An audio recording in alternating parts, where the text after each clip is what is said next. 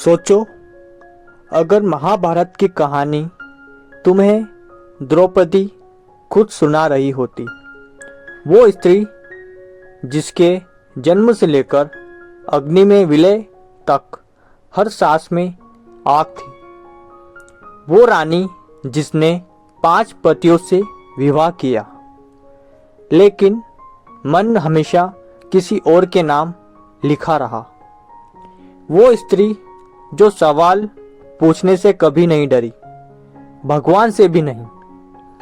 आज हम जानेंगे द पैलेस ऑफ इल्यूजन कि वो दुनिया जहां इतिहास, मिथक और भावनाएं एक साथ सांस लेती है।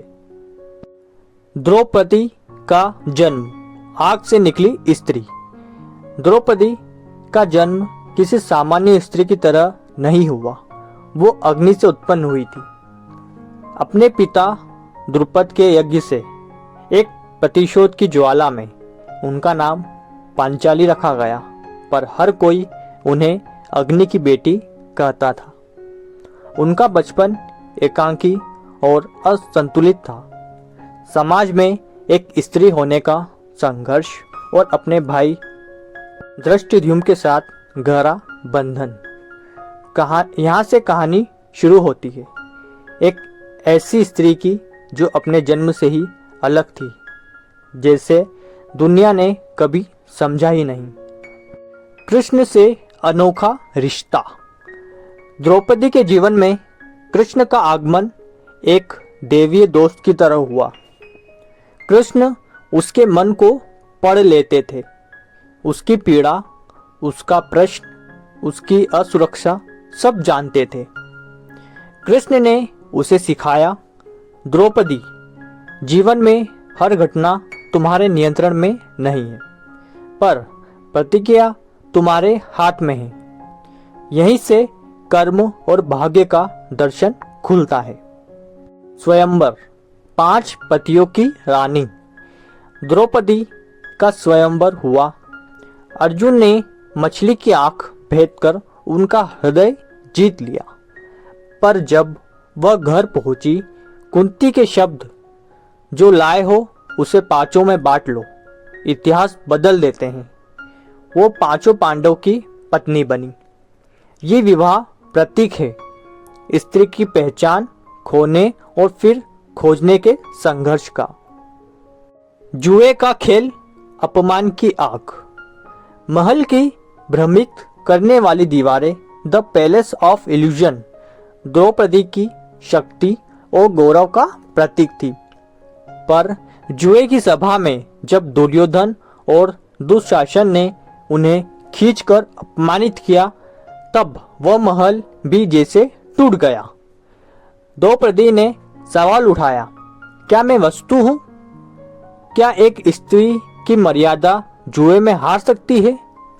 वो प्रश्न आज भी समाज के दिल में गूंजता है। वनवास, संघर्ष और आत्मबोध। वनवास के दौरान द्रौपदी ने जाना कि जीवन केवल जीत और हार नहीं, बल्कि समझ और स्वीकार का नाम है।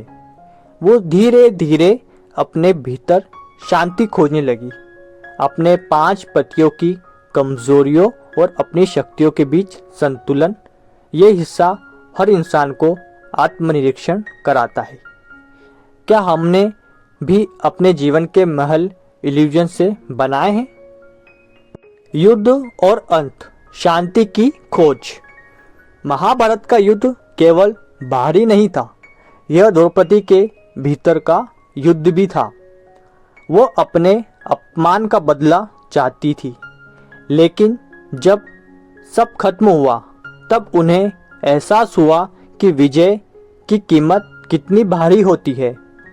अंत में जब वह हिमालय की ओर चली, तब उन्होंने महसूस किया, महल झूठे थे पर अनुभव सच्चे थे। उनकी आत्मा कृष्ण से मिल गई, जैसे आग अपने स्रोत में लौट जाती है। सीख। द पैलेस ऑफ इल्यूजन हमें सिखाती है कि स्त्री की शक्ति उसकी आवाज में है। प्रेम हमेशा सीधा नहीं होता, पर सच्चा होता है। और सबसे बढ़कर हर व्यक्ति के भीतर एक युद्ध चल रहा है जो जीतने से ज़्यादा समझने की मांग करता है। तो दोस्तों, ये थी द पैलेस ऑफ इल्यूजन की वीडियो समरी जो मैंने आपको अपने हिंदी भाषा में कम शब्दों में समझाने की कोशिश की। अगर आपको ये वीडियो पसंद आया तो वीडियो को लाइक और चैनल को सब्सक्राइब करना ना भूलें।